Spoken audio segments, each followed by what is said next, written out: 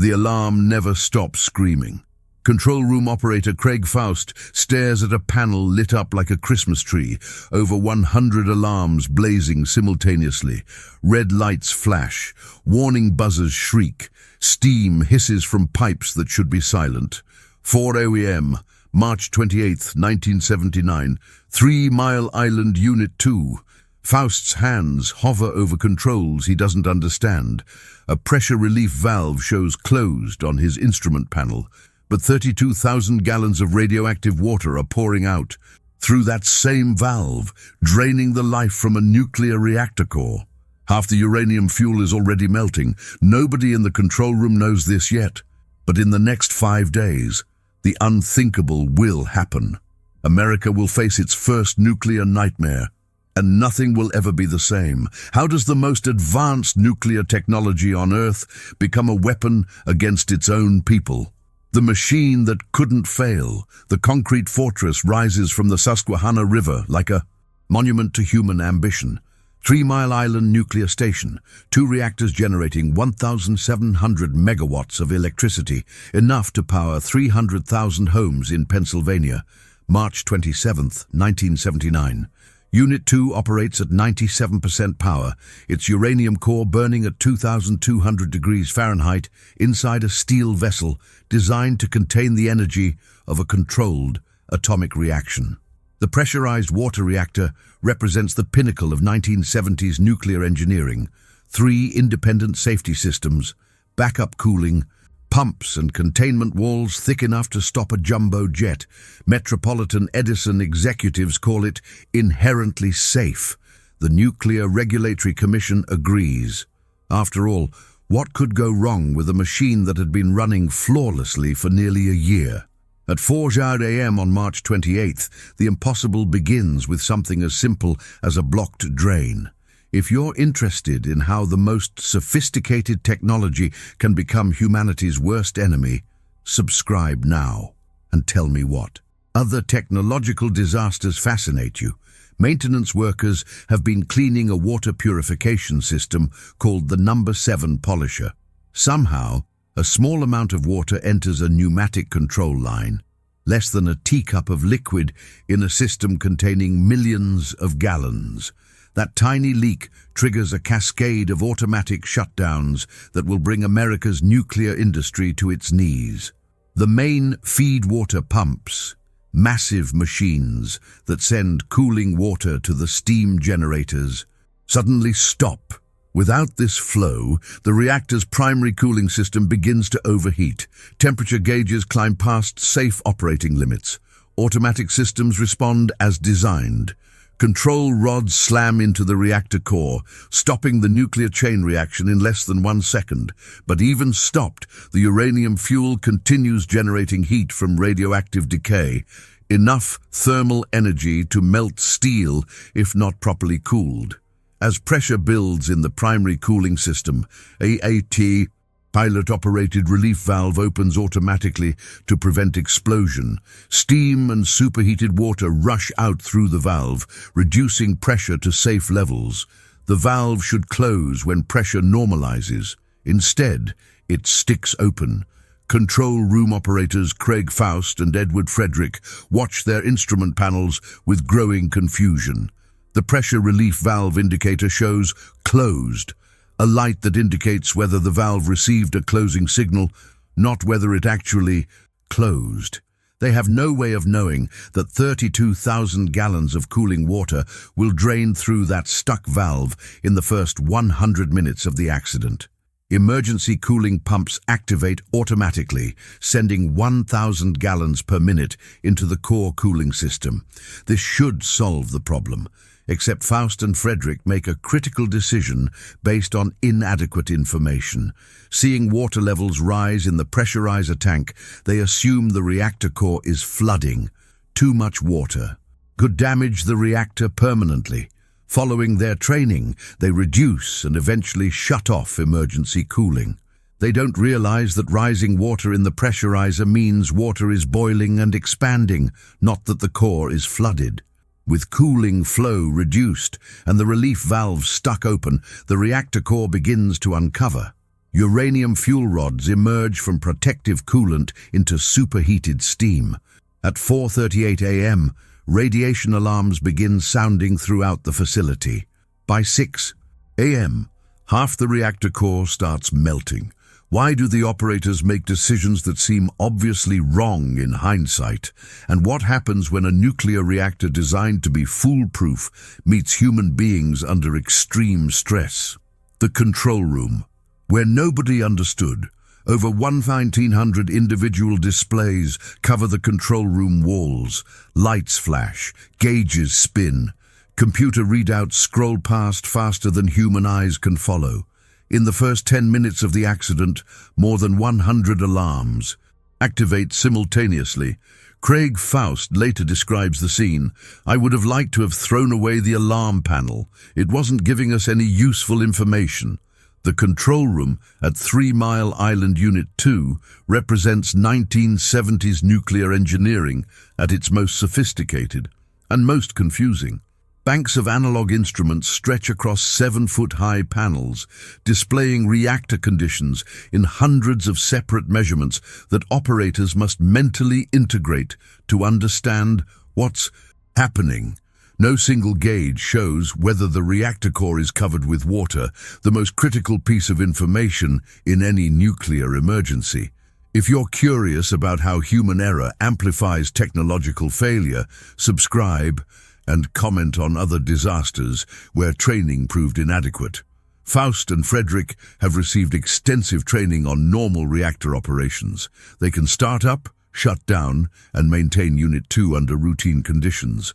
But emergency training focuses on individual component failures, not complex accidents involving multiple simultaneous problems. The stuck pilot-operated relief valve creates exactly this type of unprecedented scenario. Standard procedures tell operators to maintain water level in the pressurizer tank between specific limits.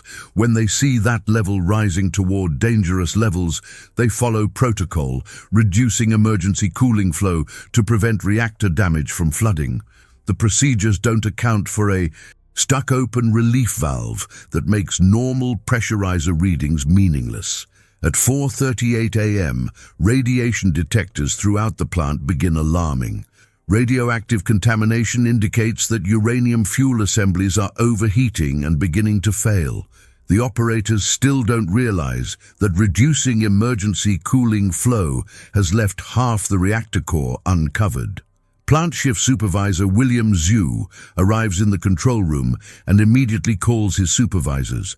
Metropolitan Edison. Executives begin arriving at the plant, but none understand the accident's severity any better than the operators. By 6 a.m., temperatures in the exposed portion of the reactor core reach 4,300 degrees Fahrenheit. Hot enough to melt the zirconium cladding that contains uranium fuel pellets. Molten metal begins pooling at the bottom of the reactor vessel. A chemical reaction between superheated steam and melted zirconium produces hydrogen gas that begins accumulating inside the reactor building. At 1:50 p.m., operators hear a loud thud throughout the plant, the sound of hydrogen exploding inside the containment structure. They dismiss it as equipment malfunction. At 6:56 a.m., plant supervisor Gary Miller declares a site emergency, indicating possible release of radioactivity beyond plant boundaries. At 7:24 a.m., this escalates to a general emergency, the highest level of nuclear incident classification. Metropolitan Edison notifies state authorities, but company statements downplay the accident's severity. Executives claim no radiation has been detected outside the plant, even as internal monitoring shows radioactive gases spreading throughout the facility. The operators continue following procedures written for different types of accidents, making logical decisions based on misleading information. Training that emphasized individual component reliability never prepared them for simultaneous failure of multiple systems. As radiation levels climb throughout the plant, non-essential personnel evacuate. Workers remaining in the control room begin wearing respiratory masks to protect against airborne contamination. But the worst decisions are yet to come. For the next 16 hours, operators will struggle to understand an accident, unlike anything in nuclear training manuals. What happens when training becomes a trap and following procedures makes a disaster worse? The company that lied to America at 8 a.m. Metropolitan Edison holds its first press conference about the accident. Company spokesman Jack Herbin faces reporters with calm confidence, reading from prepared statements that minimize the crisis. There has been no radiation leak, Herbin announces. Everything is under control. By this time, radiation monitors throughout 3 Mile Island show contamination levels 50 times higher than normal. Radioactive steam is venting from the plant's auxiliary building. Emergency. Teams wearing protective equipment are evacuating non-essential workers. Herbin's statement is either a deliberate lie or catastrophic ignorance. Either way, it begins a pattern of misinformation that will terrorize Pennsylvania for 5 days. Metropolitan Edison, known as Met-Ed, operates 3 Mile Island under contract with General Public Utilities Corporation. The company has invested $700 million in the facility and depends on Unit 2's electrical generation for financial survival. Admitting the truth about the accident means acknowledging that Met-Ed's newest, most sophisticated reactor is melting down on national television. If you're interested in how corporate interests clash with public safety, subscribe now and share your thoughts on accountability during disasters. As reporters ask increasingly specific questions, Herbin's answers become more evasive. Journalists who arrive expecting routine industrial accident coverage find themselves confronting officials who either don't know or won't admit what's happening inside the reactor. The situation is more complex than the company first led us to believe, admits Lieutenant Governor William Scranton III at a second press briefing that afternoon. Meanwhile, inside Unit 2, conditions continue deteriorating. By noon, approximately half of the uranium fuel has melted. The reactor core resembles a pool of molten metal containing enough radioactivity to contaminate hundreds of square miles. Emergency cooling systems finally restart 16 hours after the accident began, but the damage is irreversible. Core temperatures drop slowly, but the reactor will never operate again.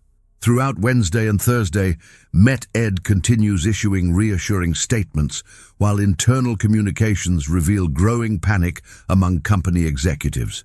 Phone calls between corporate headquarters and the 3 Mile Island site contain urgent discussions about containment failure and mass evacuation. None of this information reaches the public. Pennsylvania Governor Dick Thornburgh, inaugurated only 71 days earlier, faces an unprecedented crisis with no reliable information source. Met-Ed tells him the situation is stabilizing. Nuclear Regulatory Commission officials provide contradictory assessments. Independent experts offer speculation based on incomplete data. The NRC itself struggles with organizational paralysis. Created only 5 years earlier, the ULA agency lacks clear command structure for managing major accidents. Regional offices, headquarters staff, and on-site inspectors provide conflicting reports about radiation releases and core damage. On Friday morning, March 30th, plant operators make another critical decision. Radioactive gases have accumulated inside the auxiliary building, creating pressure that threatens structural integrity. Workers open a vent valve to release the gas into the atmosphere. The release is deliberate and necessary to prevent building collapse, but no one warns nearby residents to stay indoors or close windows. A helicopter flying over the plant during this release detects radiation readings of 1/200 millirems, enough to cause immediate health effects in pregnant women and children. This reading is incorrectly reported to the NRC as ground-level measurements, suggesting massive contamination around the plant. How do communication failures transform a serious but manageable Accident into a crisis that threatens to evacuate half of Pennsylvania? The governor, who had to choose Dick Thornburg, stares at a map of southeastern Pennsylvania spread across his conference table. Red circles mark evacuation zones. 5 miles, 10 miles, 20 miles. Each circle represents hundreds of thousands of people who might need to flee their homes. Friday, March 30th, 1979. Thornburg has been governor for exactly 71 days.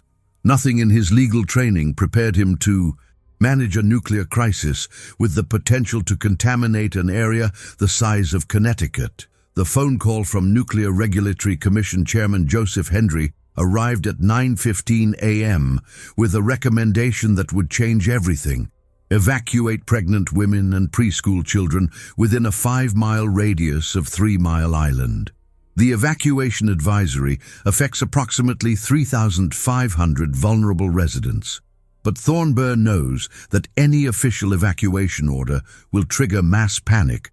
Among the 663,500 people living within 20 miles of the plant, if you're drawn to stories about impossible decisions under extreme pressure, subscribe. And tell me what other leadership moments fascinate you. Pennsylvania's evacuation plans prove woefully inadequate. Existing procedures would send residents of 2 counties racing toward each other across the same bridge. A recipe for traffic disasters that could kill more people than radiation exposure. Thornburg assembles an ad hoc crisis team including Lieutenant Governor Scranton, Pennsylvania Emergency Management Agency Director Orrin Henderson, and hastily recruited nuclear experts. They face a fundamental problem. Nobody really knows how much radiation has been released or what might happen next. Met-Ed continues providing optimistic assessments that contradict federal regulators' growing alarm. NRC officials themselves disagree about the accident's severity and potential for catastrophic escalation. At 11:30 a.m., Thornburg makes his announcement. I'm advising those persons in the declared area who are pregnant or of preschool age to leave the area within a 5-mile radius of the 3 Mile Island facility until further notice. The careful language, advising rather than ordering, reflects Thornburg's attempt to balance public safety against mass panic. He wants to protect vulnerable populations without causing stampedes that could kill thousands. The distinction proves meaningless. Within hours of the announcement, traffic begins backing up on highways leading away from Harrisburg. Banks in surrounding towns run out of cash as customers withdraw savings before fleeing. Gas stations sell out of fuel. Hotels within 100 miles report full occupancy as evacuees seek shelter. Radio and television coverage amplifies the crisis with breathless reporting about nuclear nightmare and meltdown disaster. National news anchors describe 3 Mile Island in terms previously reserved for atomic warfare. By Saturday, an estimated 140,000 people have fled the area, 40 times more than the official evacuation advisory targeted. The exodus includes families from towns 50 miles away who decide not to wait for expansion of the evacuation zone. Sunday brings a new crisis that validates public fears: the hydrogen bubble. NRC officials discover that hydrogen gas has accumulated at the top of the reactor vessel, a potentially explosive mixture that could rupture the containment structure and release massive radioactivity. Debate rages among federal experts about whether the bubble might spontaneously explode. Harold Denton, the NRC's top reactor safety official, arrived Sunday to coordinate federal response. His presence signals Washington's recognition that the accident could become America's first major nuclear disaster. Churches throughout central Pennsylvania hold special services with priests offering general absolution, blanket forgiveness of sins typically reserved for wartime or imminent catastrophe. The Federal Reserve ships additional cash to area banks in armored cars to meet withdrawal demands from evacuating families. President Jimmy Carter, a trained nuclear engineer, monitors the crisis from the White House while debating federal intervention. Why does an advisory for 3,500 people trigger exodus by 140,000? And what happens when expert uncertainty meets public terror? The bubble that nearly exploded America. The hydrogen pocket measures approximately 1,000 cubic feet, a space roughly the size of a suburban garage. It sits at the top of the reactor vessel, invisible and odorless, containing enough explosive potential to shatter 3 Mile Island's containment structure like an eggshell. Sunday, April 1st, 1979. Nuclear Regulatory Commission experts huddle in emergency session, debating calculations that could determine the fate of millions of Americans. The hydrogen formed when superheated steam reacted with molten zirconium cladding from melted fuel rods. Under normal conditions, hydrogen gas dissolves harmlessly in reactor coolant, but the accident created abnormal pressures and temperatures that allowed gas to separate and accumulate. If the bubble contains enough oxygen to support combustion, any spark could trigger an explosion capable of breaching the containment building and releasing radioactivity equivalent to several atomic bombs. NRC physicist Roger Mattson runs calculations through the weekend, trying to determine explosion probability. His preliminary assessment suggests the bubble could detonate within days, possibly hours. If you're fascinated by how scientific uncertainty becomes political crisis, subscribe now and comment on other moments when expert disagreement shaped public policy. The mathematics prove extraordinarily complex. Hydrogen concentration, oxygen levels, gas temperature, pressure, differentials, and ignition sources must all be calculated simultaneously. Small errors in any variable could mean the difference between safe gas release and catastrophic explosion. Different NRC experts reached different conclusions using the same data. Mattson initially calculates high explosion risk. Other specialists argue that insufficient oxygen makes detonation impossible. Harold Denton, responsible for coordinating federal response, must make life or death decisions based on conflicting expert opinions. The debate continues through Sunday, while millions of Pennsylvania residents watch news reports describing hydrogen bomb potential at 3 Mile Island. Terms like China syndrome, referring to molten reactor core burning through the earth, appear in mainstream media coverage. President Carter decides to visit 3 Mile Island personally on Sunday afternoon, accompanied by his wife Rosalind. The decision reflects calculated political risk. If the reactor explodes while the president is nearby, the administration could be destroyed, along with Carter himself. Carter's naval training in nuclear engineering makes him one of few political leaders capable of understanding technical discussions about reactor physics and radiation exposure.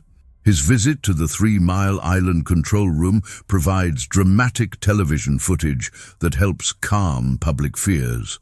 Carter speaks knowledgeably with plant operators, demonstrating federal competence and presidential courage.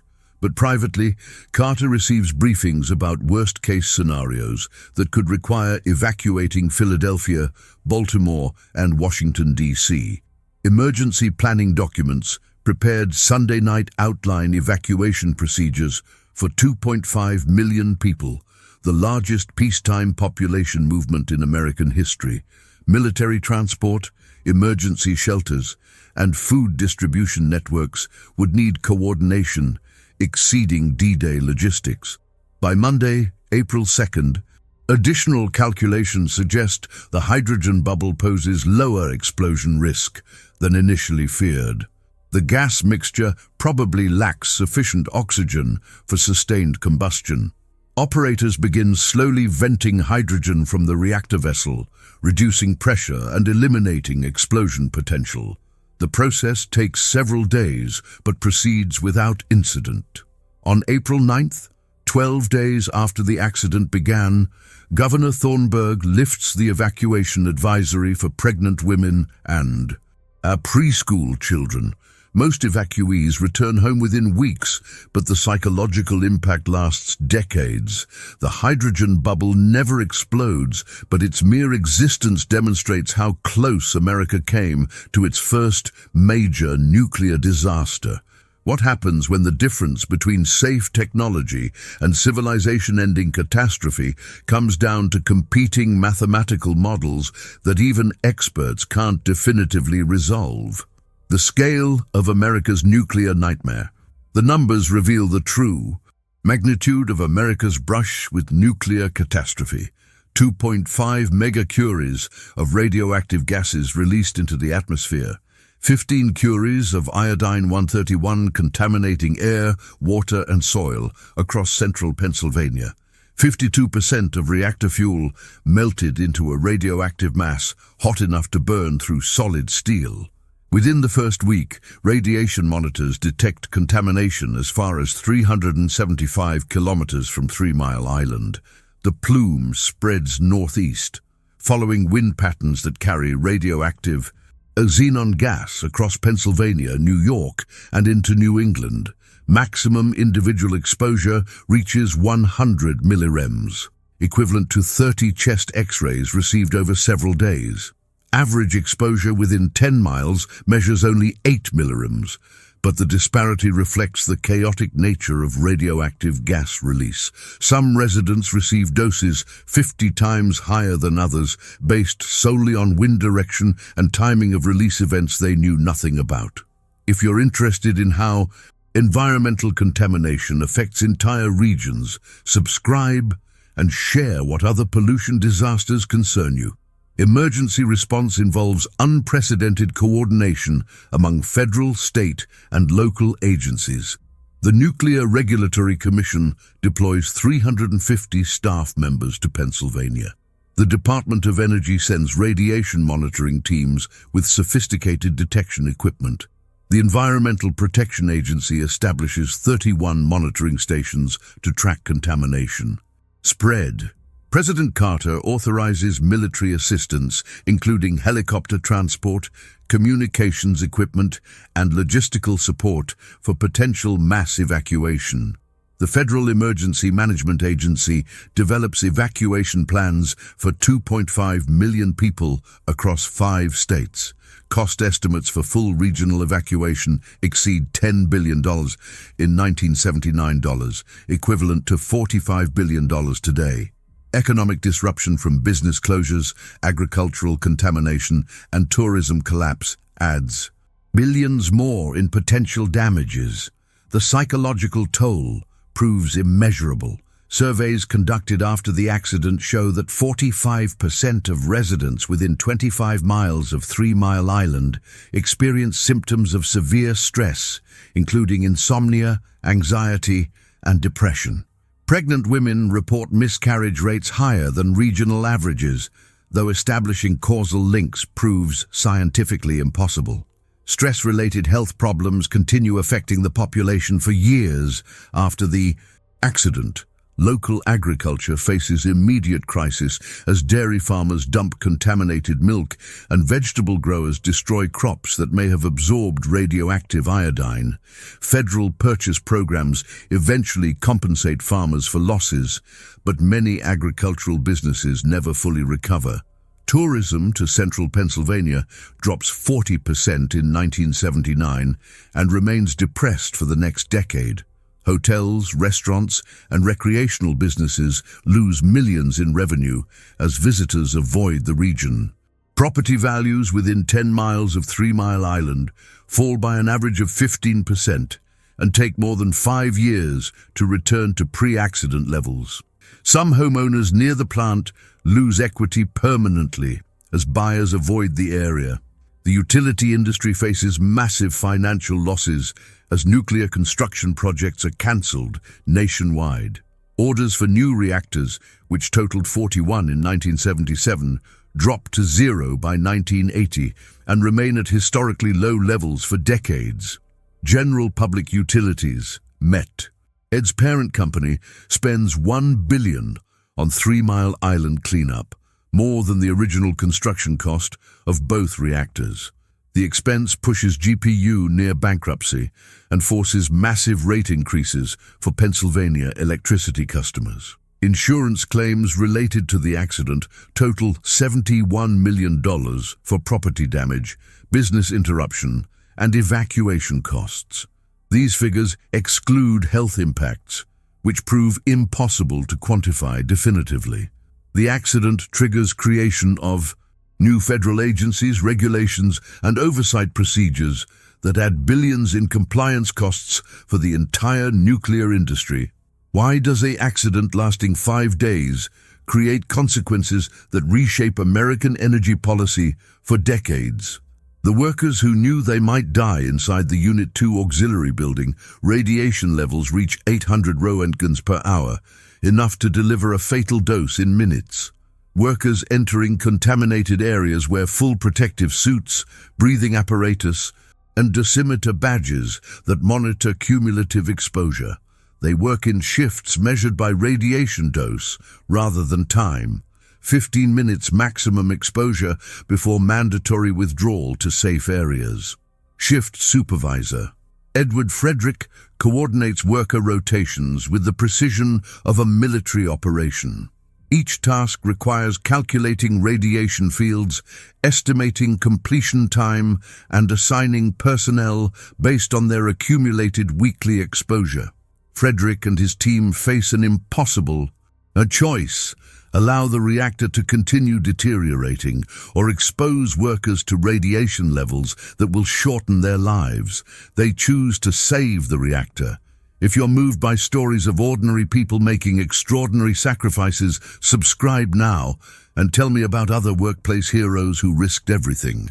Plant engineer William Zhu leads the first team into the highly contaminated auxiliary building on Thursday, March 29th. Their mission: manually check water levels and temperature readings that control room instruments can't provide reliably. Zhu's team enters the building wearing full-face respirators and lead-lined suits that add 40 pounds to their body weight. Radiation alarms on their personal dosimeters sound continuously as they move through areas where invisible contamination could kill them. They have exactly 12 minutes to reach the target location, take readings, and return before exceeding safe exposure limits. The work continues, around the clock for weeks, as teams of volunteers rotate through contaminated areas to operate valves, repair equipment, and monitor conditions that automated systems can no longer track. Maintenance supervisor Gary Miller organizes worker schedules based on federal radiation exposure limits: 5 roentgens per quarter, 12 roentgens per year. But accident conditions require bending these rules to prevent reactor conditions from worsening. Some workers accumulate their entire annual radiation dose in a single week. Personnel medical files from the accident period, obtained through Freedom of Information Act requests, show that plant workers received exposure levels far exceeding normal nuclear industry standards. 3 employees receive extremity doses high enough to cause localized radiation burns. Dozens more absorb whole-body radiation equivalent to hundreds of medical X-rays. The long-term health effects remain disputed 40 years later, but worker medical records show increased cancer rates among 3 Mile Island personnel compared to nuclear workers at unaffected plants. Control room operator Craig Faust continues working 12-hour shifts throughout the crisis, despite receiving radiation doses that would normally require immediate medical evaluation. His dedication helps maintain reactor cooling systems during the accident's most critical phases. Emergency teams work without adequate maps of radiation fields because monitoring equipment installed throughout the plant was never designed to measure contamination levels this extreme. Workers navigate by radiation detector readings, following routes that minimize exposure while allowing access to critical equipment. Some areas remain too dangerous for human entry and are monitored remotely using closed-circuit television. The heroism extends beyond plant personnel. Pennsylvania state police officers maintain security perimeters despite elevated radiation in surrounding areas. Emergency medical technicians remain on standby, knowing they might need to treat severely irradiated casualties. Firefighters from surrounding communities train for scenarios involving radioactive contamination that could spread far beyond the plant site. Local hospital workers prepare emergency rooms for radiation victims while studying treatment protocols they hope never to use. These ordinary men and women, plant operators, maintenance workers, security guards, emergency responders, prevent a bad accident from becoming a civilization-ending catastrophe through personal courage and professional dedication. What drives people to risk their lives protecting strangers they will never meet? The mothers who fled in terror. Karen Hoover loads her 3 children into the family station wagon at 3 a.m. Saturday, March 31st. Her youngest daughter, 18 months old, cries as Karen buckles her into the car seat. Her 5-year-old son asks why. They're leaving in the middle of the night. Karen doesn't know how to explain that invisible poison might be drifting toward their house on the morning breeze. The Hoovers live 12 miles from 3 Mile Island, far outside the official 5-mile evacuation advisory, but close enough that Karen can see the cooling towers from her kitchen window. All week, those towers have been shrouded in steam that might contain radioactive gases. She's not waiting for government permission to protect her children. The highways out of central Pennsylvania resemble wartime refugee routes by Saturday morning.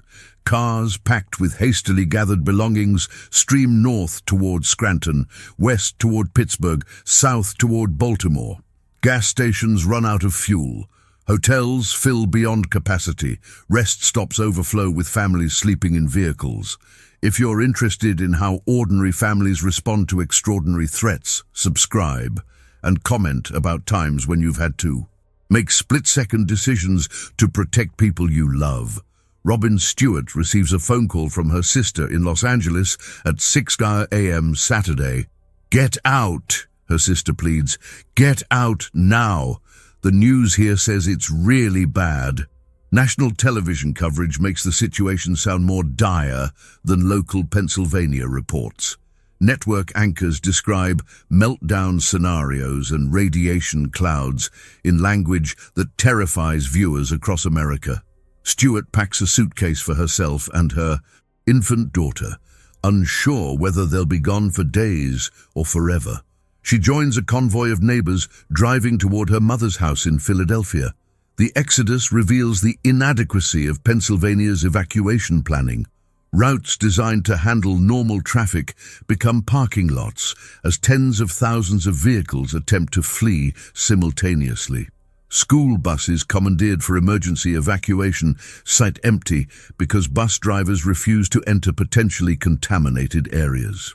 Parents arrive at schools to find their children already dismissed and sent home, forcing families to navigate evacuation routes separately.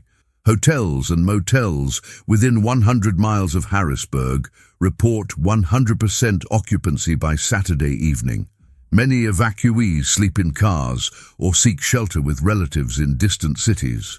The American Red Cross opens emergency shelters in Reading, York, and Lancaster, but most evacuees prefer staying with family or friends rather than in institutional settings that feel like refugee camps. Churches throughout Pennsylvania open their doors to evacuees, providing meals, temporary housing, and emotional support for families separated from everything familiar. Local businesses respond with remarkable generosity. Restaurants provide free meals for evacuating families. Gas stations extend credit to customers who've run out of cash. Hotels waive charges for families with small children.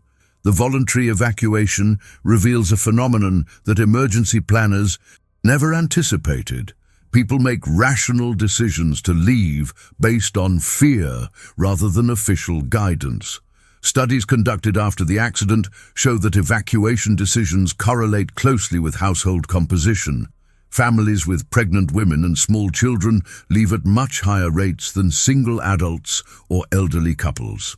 Education levels also influence evacuation choices. College-educated residents are more likely to leave.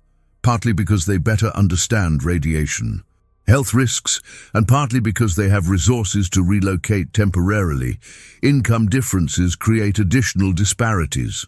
Wealthy families can afford hotel stays and restaurant meals while evacuating. Poor families often lack vehicles, savings, or job flexibility needed for sudden relocation. The demographic patterns of evacuation reveal uncomfortable truths about environmental justice and disaster response. Those most able to protect themselves flee quickly, while vulnerable populations remain exposed to potential danger.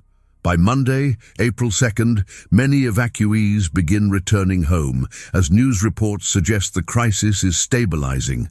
But some families don't return for weeks, waiting for definitive assurance that the area is safe.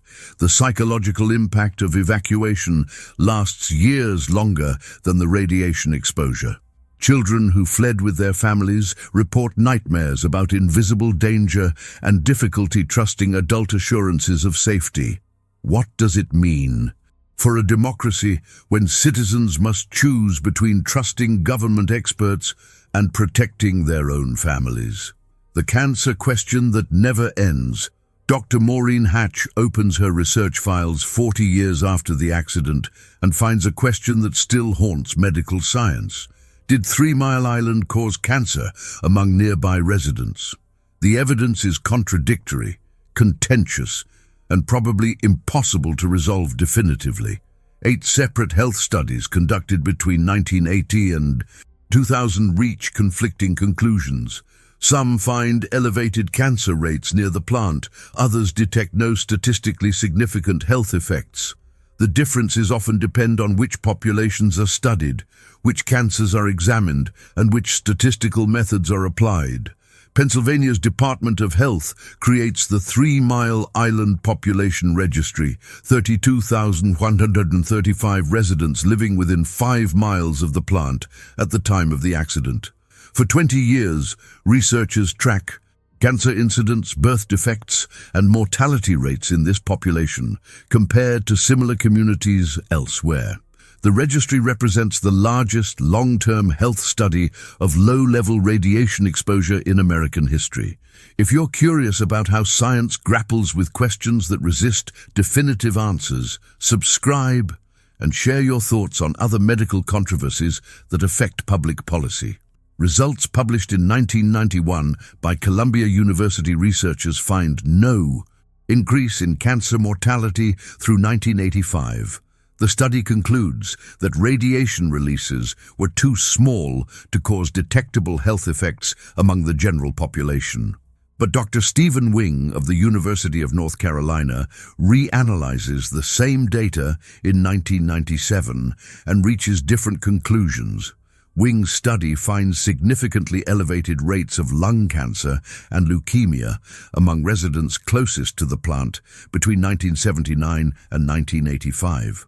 Wing argues that earlier studies underestimated radiation releases and used flawed statistical methods that obscured real health effects. The scientific debate becomes personal and acrimonious. Wing accuses the nuclear industry of suppressing evidence of radiation health effects. Columbia researchers defend their methodology and question Wing's interpretations. Both sides marshal credible scientists, peer-reviewed publications, and statistical analyses to support contradictory conclusions. Penn State researchers publish findings in 2017. Showing increased rates of thyroid cancer among people exposed as children during the accident. Thyroid cancer is considered a signature disease of radiation exposure because the thyroid gland concentrates radioactive iodine. But critics note that thyroid cancer rates have been increasing nationwide due to improved screening and diagnostic techniques. Isolating 3 Mile Island's specific contribution proves statistically challenging. Patient advocate organizations collect testimonials from residents who developed cancer after the accident. Their stories provide compelling personal evidence but lack the statistical power to establish causal relationships.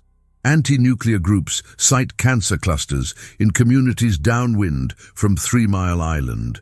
Nuclear industry supporters counter that these clusters fall within normal statistical variation and don't prove radiation causation. The debate reflects broader challenges in radiation health research. Cancer develops slowly, often 10-20 years after exposure. Radiation doses from 3 Mile Island were relatively low compared to atomic bomb survivors or nuclear workers who provide the basis for most radiation health standards. Detecting small increases in cancer rates requires large populations and long follow-up periods that exceed the resources of most research institutions. Studies must also control for confounding factors like smoking, diet, occupational exposures, and genetic predisposition that influence cancer risk independently of radiation. The scientific uncertainty has profound implications for nuclear safety regulation and public health policy. If low-level radiation exposure causes cancer, current safety standards may be inadequate. If it doesn't, billions of dollars are being spent unnecessarily on radiation protection measures. 45 years after the accident, the question remains scientifically and politically unresolved. Recent studies using improved genetic techniques show radiation-associated DNA changes in blood samples from 3 Mile Island area residents, suggesting that exposure occurred even if health effects remain unproven. The cancer question illustrates fundamental limitations of epidemiological research and the challenges of making public health decisions in the face of scientific uncertainty. Why does cancer research, supposedly the most objective of scientific disciplines, produce such dramatically different conclusions about the same event? The workers who carried secrets to their graves. Larry King enters the 3 Mile Island control room on December 15, 1979, 9 months after the accident. As director of GPU Nuclear's cleanup operations, King oversees the most complex industrial recovery project in American history. The reactor vessel contains 150 tons of uranium debris, melted, twisted, and radioactive enough to kill anyone who approaches without massive shielding. Water covering the debris is contaminated with cesium, strontium, and other radioactive elements that will remain dangerous for centuries. King's job is to remove this material safely while protecting workers whose cancer risks increase with every hour of exposure. The cleanup will take 14 years and cost more than $1 billion. King hires teams of specialized technicians, radiation protection experts, and nuclear engineers from across the country. Many are military veterans with experience handling radioactive materials at weapons facilities. They work knowing that their radiation exposures will exceed normal nuclear industry limits and possibly shorten their lives. If you're interested in how environmental cleanup endangers the people who perform it, subscribe now and tell me about other hazardous jobs that don't receive proper recognition. Radiation levels inside the reactor building average 1,000 Roentgens per hour, enough to deliver a fatal dose in minutes. Workers enter only in heavily shielded areas and for strictly limited time periods. Robotic equipment performs tasks too dangerous for human workers, but robots fail frequently in the high radiation environment. Electronic circuits malfunction. Camera lenses fog from radiation exposure. Remote manipulators break down, requiring workers to enter contaminated areas for repairs. The work proceeds in phases over 14 years. First, contaminated water is processed through specially designed filtration systems that separate radioactive elements from relatively clean water. Then, workers begin the delicate process of defueling, removing uranium debris piece by piece, using remote-controlled equipment operated from shielded control rooms. Some fuel assemblies have melted into shapes that won't fit through access ports designed for intact fuel rods. Engineers design custom tools to cut, grab, and lift debris without spreading contamination. Workers discover that portions of the reactor core have formed a glass-like substance called corium, a mixture of melted uranium, steel, and concrete that science had never encountered before. Removing corium requires techniques that don't exist in any engineering textbook. Throughout the cleanup, worker health monitoring reveals radiation exposures far exceeding normal nuclear industry limits. Some cleanup workers accumulate lifetime radiation doses equivalent to atomic bomb survivors. Medical files obtained through Freedom of Information Act lawsuits show elevated cancer rates among 3 Mile Island cleanup workers compared to nuclear workers at other facilities.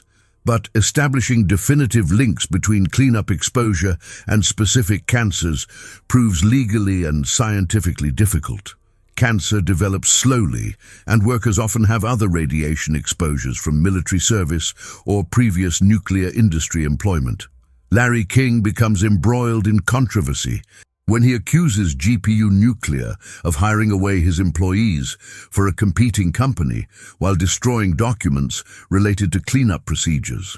King and his secretary Joyce Wagner are suspended and eventually fired after King alleges that important safety documents were destroyed to avoid liability for worker health effects. The accusations are never proven, but they highlight tensions between corporate interests and worker protection during the cleanup operation. Federal oversight of the cleanup is extensive, but focuses primarily on preventing further radioactive releases rather than protecting worker health from long-term cancer risks. The Nuclear Regulatory Commission establishes permanent monitoring stations around 3 Mile Island and requires detailed reporting of all cleanup activities, but worker medical monitoring ends when the cleanup is completed, making long-term health studies impossible. By 1993, when the cleanup is officially declared complete, all radioactive debris has been removed from the reactor vessel and shipped to Idaho National Laboratory for permanent storage. The reactor building is sealed and placed in monitored storage until TMI-1's operating license expires, when both units will be decommissioned simultaneously. Many cleanup workers scatter to other nuclear facilities around the country, taking their radiation exposures and potential health effects with them. Their medical records become part of a larger pattern of occupational radiation exposure that government agencies track statistically, but individual workers experience personally. What happens to people whose jobs require them to absorb radiation that may kill them years later? The children who grew up afraid. 10-year-old Michael Pintek pedals his bicycle past 3 Mile Island every day on his way to school. Before the accident, the cooling towers seemed like friendly giants, concrete monuments to progress and modern technology that made his community special. After March 28, 1979, the towers become symbols of invisible danger that could strike without warning. Michael's father works as a local newspaper reporter covering the accident. Their dinner table conversations revolve around radiation measurements, evacuation plans, and government assurances that life is returning to normal. But normal means something different now for children who learned that adults don't always know how to protect them. School. Administrators struggle with questions they never expected to face. Should students be allowed outside for recess when radiation monitors detect elevated contamination? Which emergency procedures apply when the danger is invisible and long-term rather than immediate and obvious? If you're moved by stories about how disasters shape childhood experiences, subscribe and comment about other events that changed how young people view the world. Teachers report changes in student behavior following the accident. Children draw pictures of exploding buildings and people wearing gas masks. Creative writing assignments feature stories about families fleeing from invisible monsters. Playground games incorporate radiation themes. Tag becomes contamination, and hide and seek involves escaping from nuclear accidents. Psychological studies conducted 2 years after the accident show elevated anxiety levels among children living near 3 Mile Island compared to similar communities elsewhere in Pennsylvania. The anxiety correlates with parental stress levels rather than actual radiation exposure, suggesting that family dynamics transmit trauma more effectively than environmental contamination. Sarah Henderson, 8 years old during the evacuation, remembers packing her favorite stuffed animals in the middle of the night, while her parents argued about whether to leave immediately or wait for official instructions. The family spends 3 days with relatives in Baltimore before returning home. Sarah's parents never discuss the evacuation explicitly, but she notices that they monitor radio news more closely and keep emergency supplies in the basement. Years later, Sarah develops chronic anxiety about environmental health risks. She avoids living near industrial facilities, obsessively researches pesticide contamination in food, and experiences panic attacks during severe weather events. Therapists identify her 3 Mile Island evacuation as a formative trauma that shaped her adult relationship with invisible threats to health and safety. Timothy Walsh is 6 years old when his family evacuates. He has no conscious memory of the accident, but grows up hearing family stories about the time they ran away from the nuclear plant. As an adult, Timothy develops an intense interest in emergency preparedness, radiation health effects, and government transparency. He becomes an anti-nuclear activist, partly motivated by childhood experiences he doesn't fully remember. The psychological impact extends beyond families who evacuated. Children who remained in the area also struggle with anxiety about invisible contamination and conflicting messages from adults about safety. School guidance counselors receive training in trauma response, but few have experience with technological disasters that create long-term environmental uncertainty. Some families develop heightened awareness of environmental health risks that influences decision-making for decades. They avoid certain foods, relocate away from industrial areas, and maintain emergency supplies based on lessons learned during the nuclear accident. Other families minimize discussion of the accident and focus on returning to normal routines as quickly as possible. Children in these families often learn about 3 Mile Island's significance from outside sources rather than family conversation. The different coping strategies create different outcomes for children's long-term psychological adjustment. Studies following 3 Mile Island children into adulthood show mixed results. Some develop resilience and leadership qualities from experiencing family crisis management. Others struggle with chronic anxiety about technological risks and government trustworthiness. The accident occurs during a generation's formative years, shaping attitudes about nuclear energy, environmental protection, and institutional reliability that influence voting patterns and policy preferences decades later.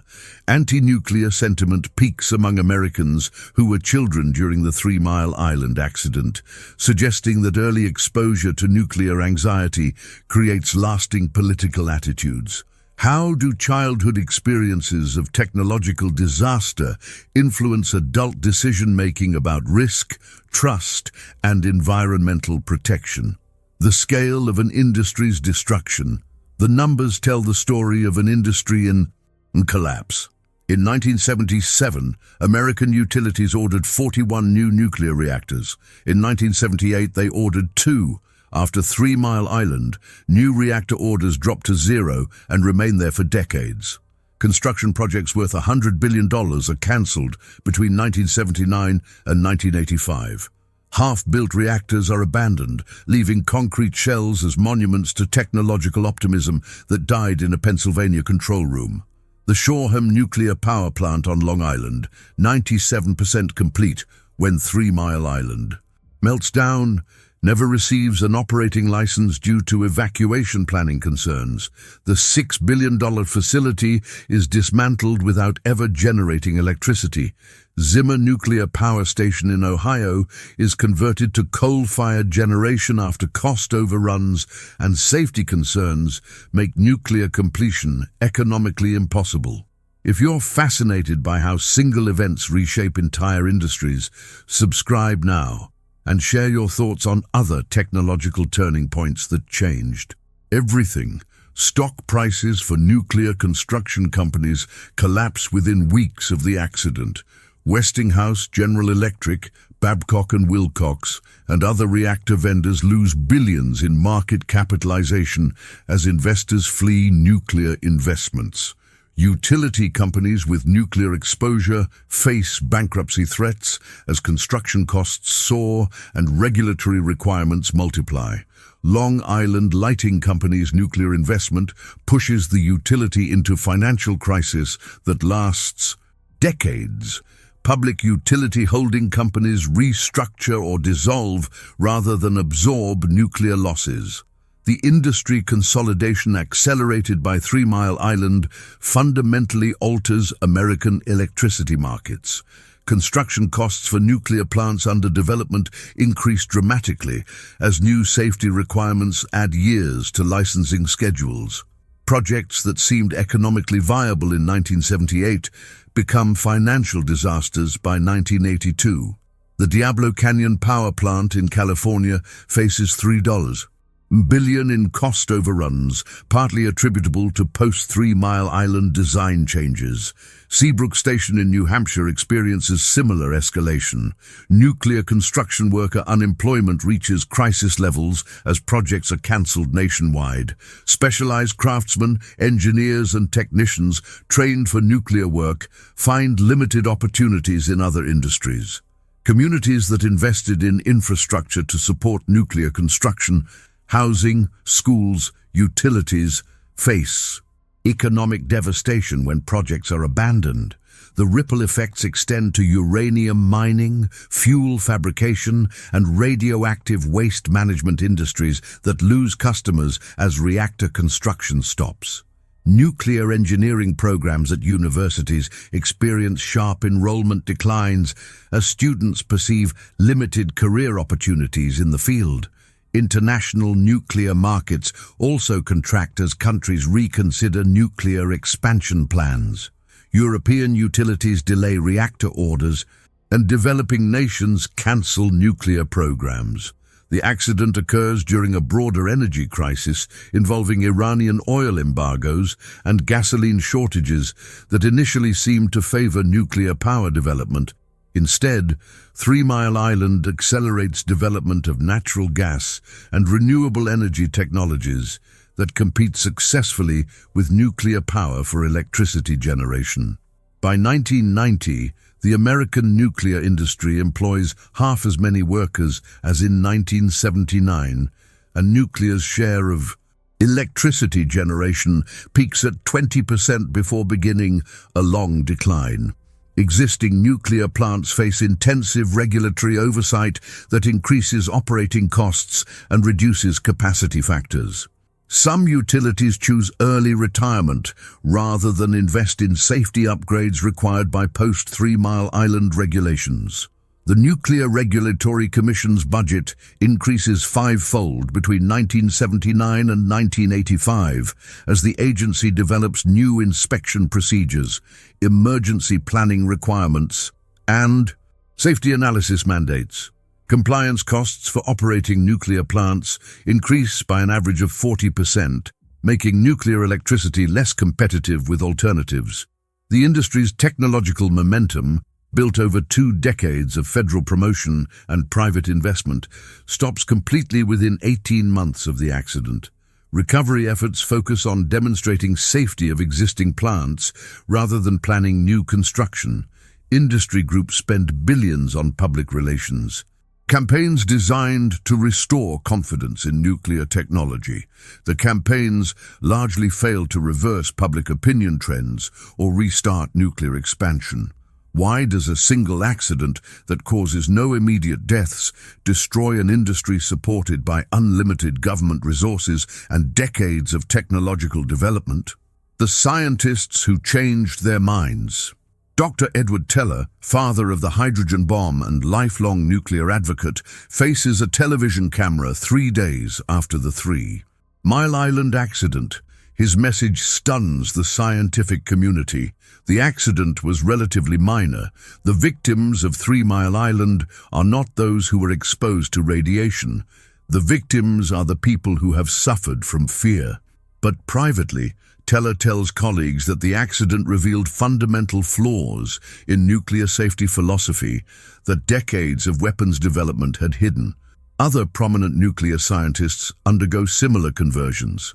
Dr. Henry Kendall of MIT, previously supportive of civilian nuclear power, becomes a leading critic after studying 3 Mile Island's technical failures.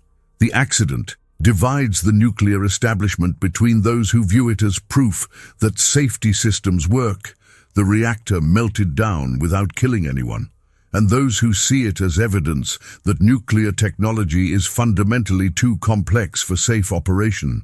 If you're interested in how scientific consensus changes when confronted with real-world failures, subscribe and tell me about other moments when experts reconsidered their basic assumptions. The Union of Concerned Scientists, founded by nuclear physicists concerned about weapons proliferation, shifts focus to reactor safety after 3 Mile Island. The organization's technical credibility gives anti-nuclear arguments scientific legitimacy they previously lacked. Dr. John Goffman, former Associate Director of Lawrence Livermore Laboratory, uses his nuclear credentials to argue that 3 Mile Island demonstrates the impossibility of preventing human error in complex technological systems. Goffman's analysis predicts 333 excess cancer deaths from the accident, a figure disputed by other scientists but widely quoted by anti-nuclear activists. The scientific debate reflects deeper philosophical differences about acceptable risk in technological society. Nuclear advocates argue that 3 Mile Island proves safety systems work because worst-case scenarios didn't occur. Critics contend that coming within hours of catastrophic meltdown demonstrates unacceptable risk regardless of ultimate outcomes. The argument extends beyond radiation health effects to questions about technological complexity, human factors engineering, and organizational management that apply to many high-risk industries. Admiral Hyman Rickover, developer of naval nuclear propulsion, testifies to Congress about differences between military and civilian nuclear culture that contributed to 3 Mile Island. Rickover's naval reactors have operated for decades without serious accidents because military discipline, extensive training, and rigorous oversight create safety cultures impossible to replicate in commercial settings.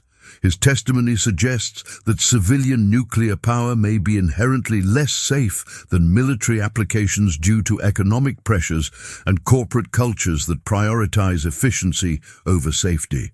The scientific controversy affects nuclear physics education and research. Universities report declining interest in nuclear engineering as students perceive limited career prospects and ethical concerns about nuclear technology.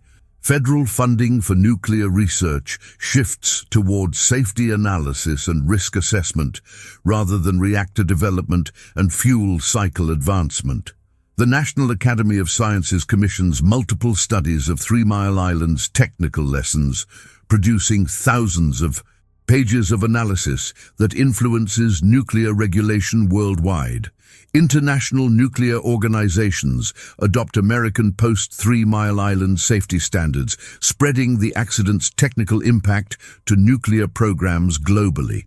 European nuclear authorities implement emergency planning procedures, operator training requirements, and safety system modifications based on 3 Mile Island lessons. The scientific consensus that emerges from 3 Mile Island analysis emphasizes human factors, organizational culture, and systematic risk assessment rather than purely technical safety measures. This broader view of nuclear safety influences other high-risk technologies, including chemical plants, spacecraft, and medical devices that adopt nuclear industry safety practices. The accident's technical legacy extends far beyond nuclear power to encompass general principles of complex system management and crisis response. But the most profound scientific impact may be philosophical. 3 Mile Island demonstrates that sophisticated technology can fail in ways that even experts cannot anticipate or prevent. This recognition fundamentally alters scientific approaches to technological risk assessment and public policy development.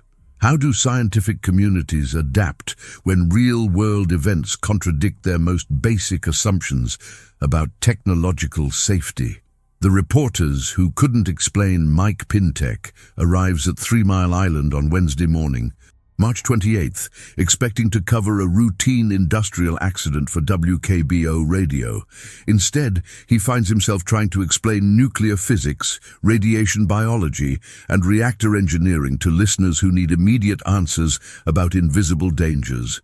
Pintek has no training in nuclear technology. His journalism background covers local politics, school board meetings, and community events, not atomic energy and public health emergencies. Like most reporters covering the accident, he must learn nuclear terminology while events unfold in real time, translating technical information from scientists and government officials who often disagree about basic facts. The press conference transcripts reveal the confusion.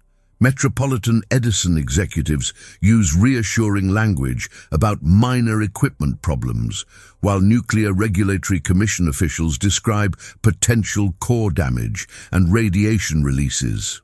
If you're curious about how media coverage shapes public understanding of complex crises, subscribe and comment on other stories where journalists struggled to explain technical subjects during emergencies. Television reporters face additional challenges visualizing invisible radiation and complex reactor systems for audiences accustomed to dramatic visual storytelling.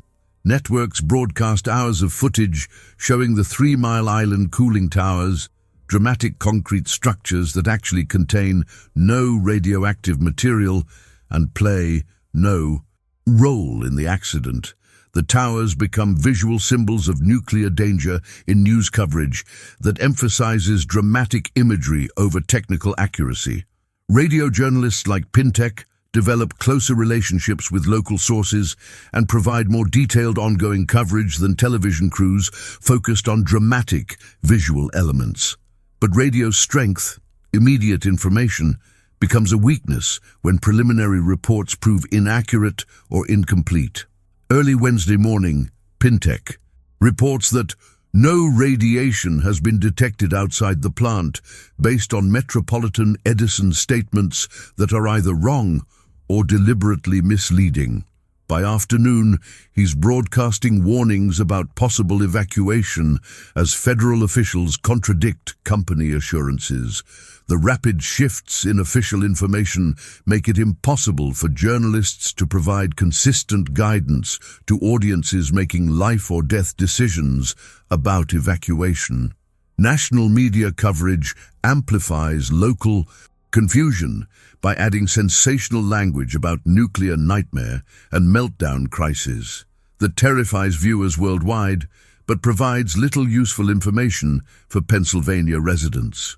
Network anchors Walter Cronkite, Tom Brokaw, and others struggle to balance journalistic objectivity with public safety concerns when expert sources provide conflicting assessments of radiation risks. The coverage establishes patterns that influence nuclear reporting for decades. Emphasis on worst-case scenarios, reliance on anti-nuclear sources for dramatic quotes, and technical complexity that defies explanation in standard news formats. Print journalists have more time and space to explore technical details, but face pressure to publish stories before complete information is available.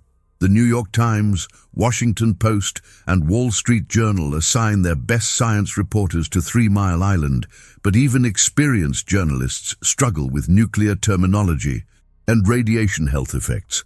Newspaper coverage varies dramatically depending on reporters' scientific backgrounds and their sources' technical credibility. Some publications provide careful, technically accurate reporting that helps readers understand complex reactor safety issues. Others focus on human interest stories about evacuation and community disruption.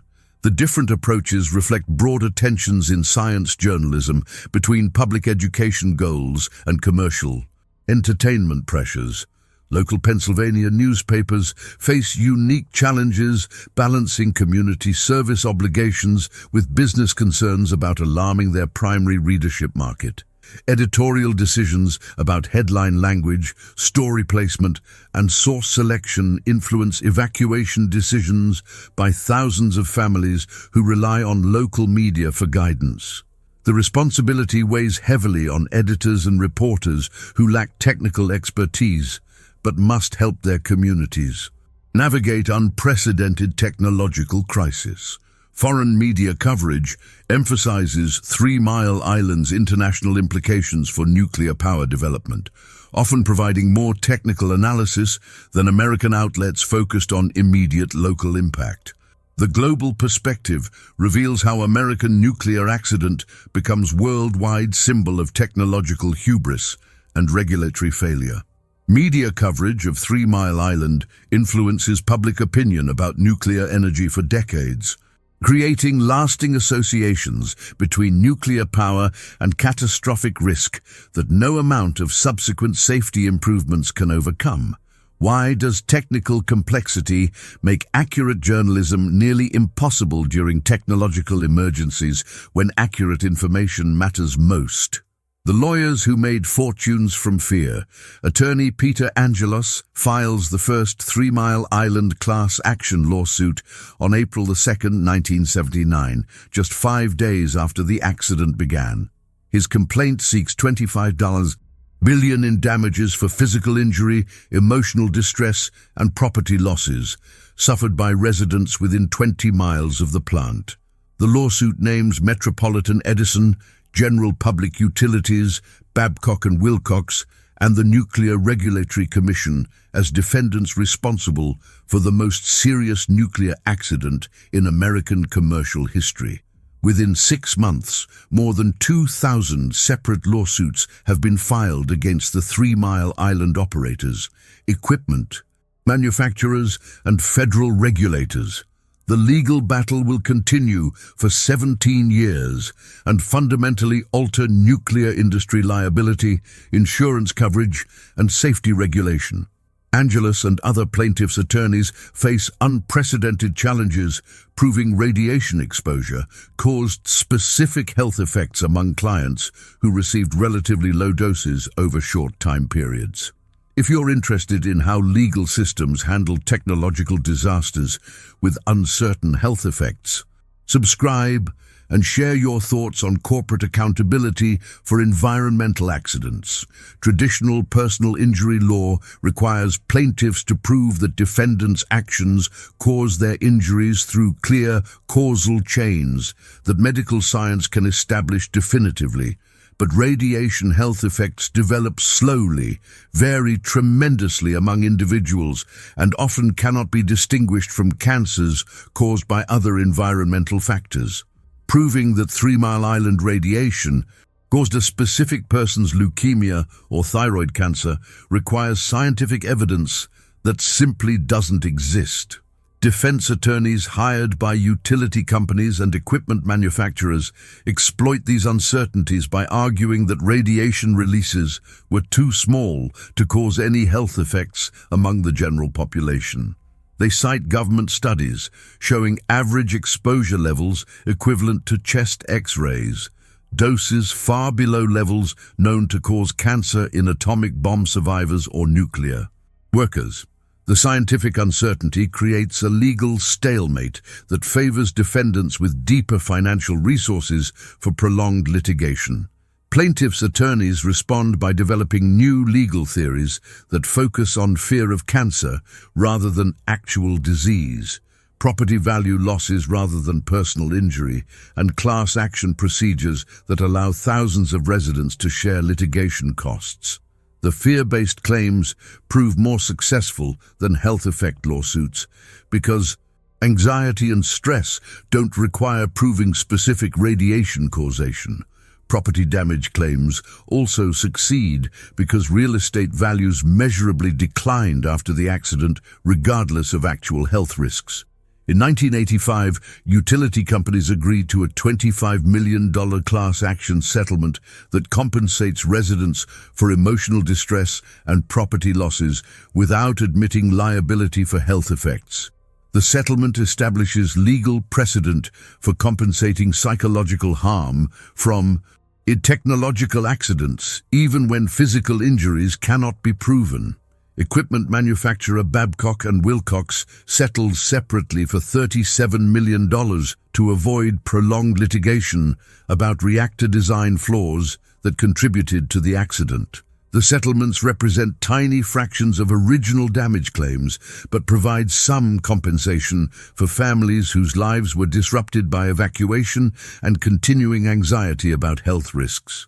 Most individual health effect lawsuits are dismissed or settled for small amounts due to insufficient medical evidence linking 3 Mile Island exposure to specific diseases. But the legal precedents established through 3 Mile Island litigation influence nuclear industry liability, insurance requirements, and corporate legal strategies for managing technological risk. The nuclear industry's insurance pool, created to cover accident damages beyond individual utility resources, pays out hundreds of millions in 3 Mile Island-related claims and legal fees. Insurance companies respond by increasing premiums and coverage restrictions for nuclear operators, adding significant costs to nuclear electricity generation. Legal costs for defending 3 Mile Island lawsuits exceed $100 million and contribute to financial pressures that force several utility companies into bankruptcy or restructuring. The litigation creates detailed legal records of corporate decision-making, technical failures, and regulatory oversight that provide unprecedented public access to nuclear industry operations.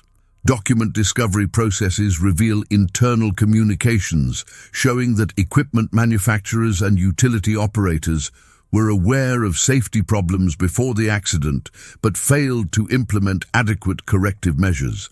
These revelations fuel additional lawsuits and regulatory investigations that extend 3 Mile Island's legal impact for decades beyond the initial litigation.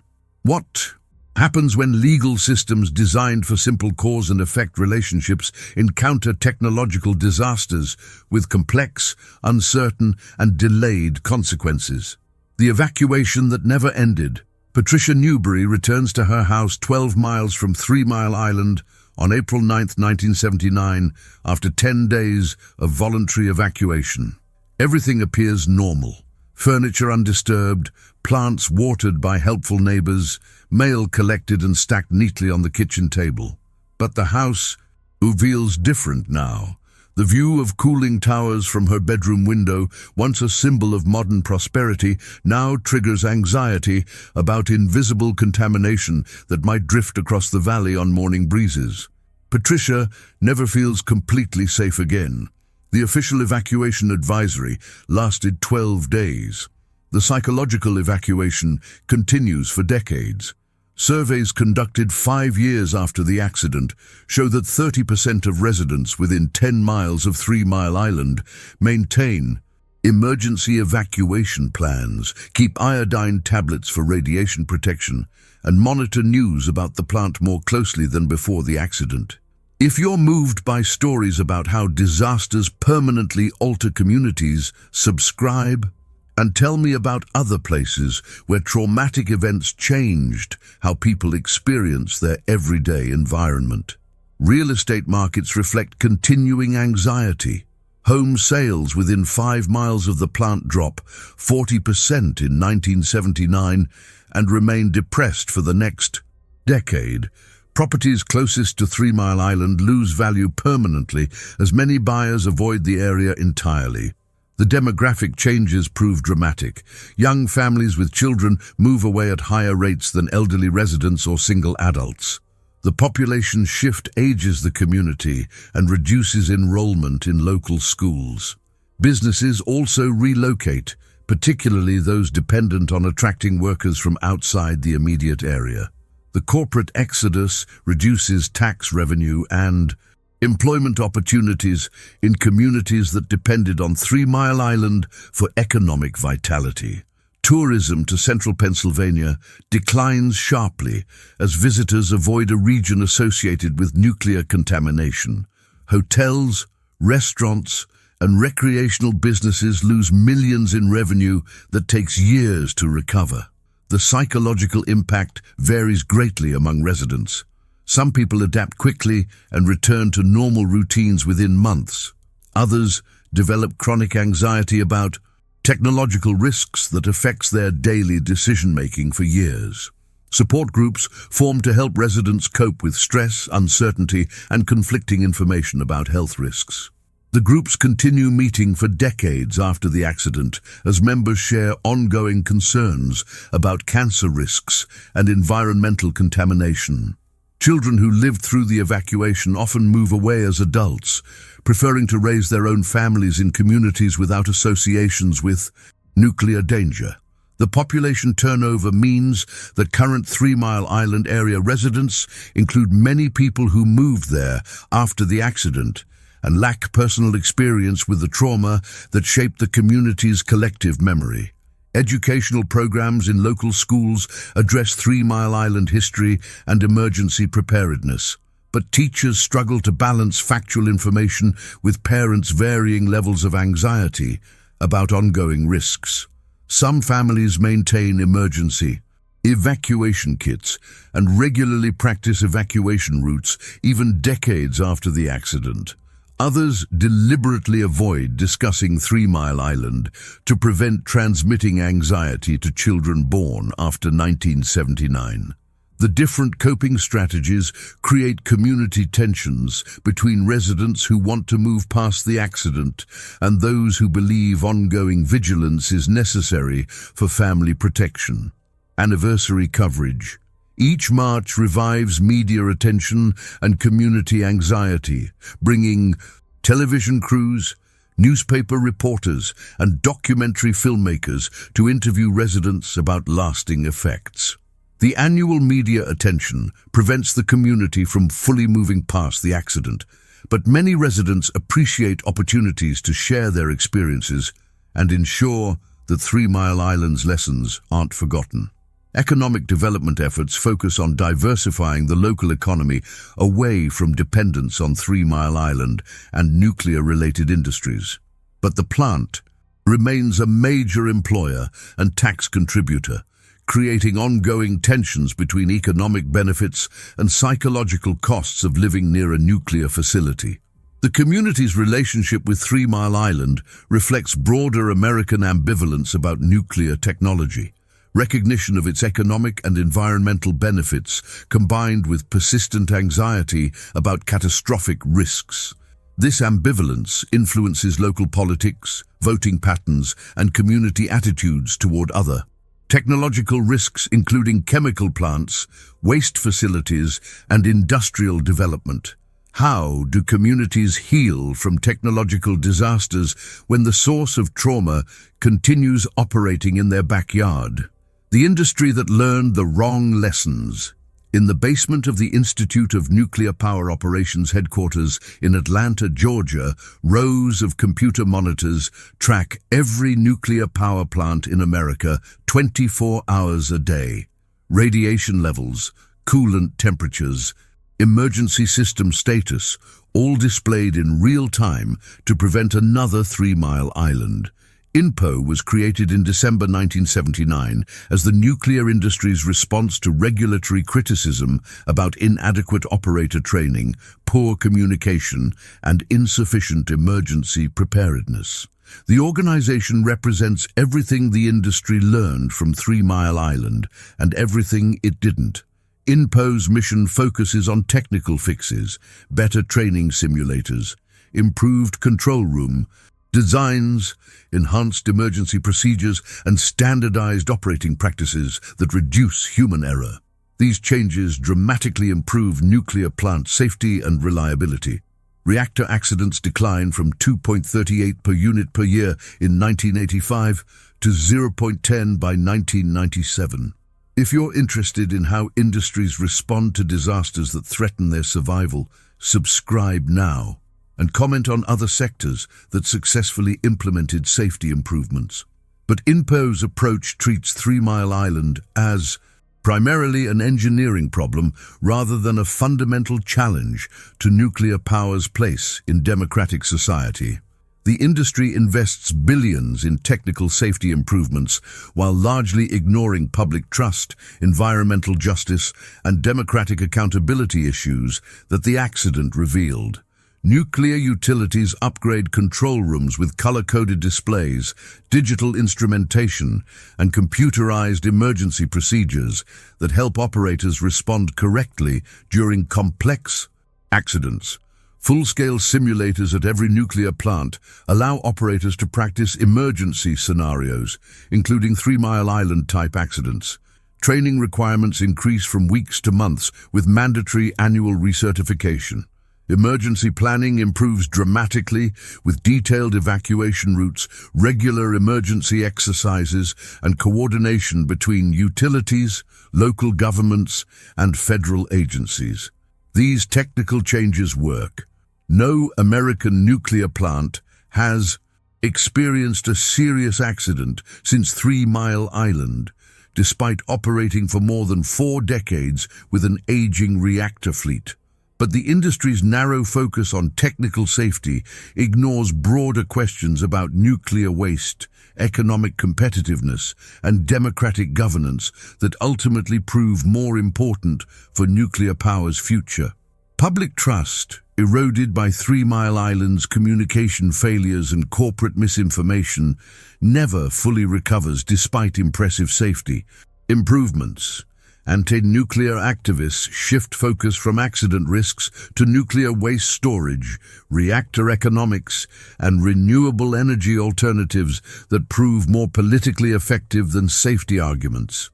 The industry's technical credibility improves, but its political position continues weakening as other energy sources become cheaper and more popular with voters. Nuclear economics also changed dramatically after 3 Mile Island.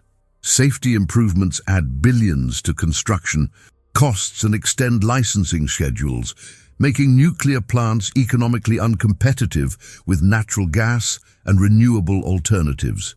Utilities discover that preventing accidents is economically rational, but building new nuclear plants is not.